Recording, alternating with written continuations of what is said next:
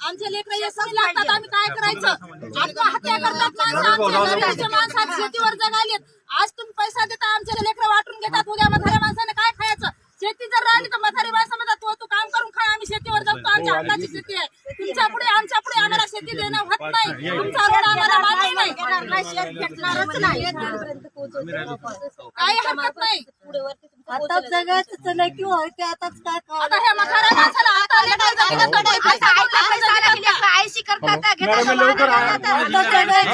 काहीच वर्ष जगायच्या आधी मरून जातात हे लोक. गावागाव समजा याचा विरोध आहे समजा गावात महाराष्ट्रामध्ये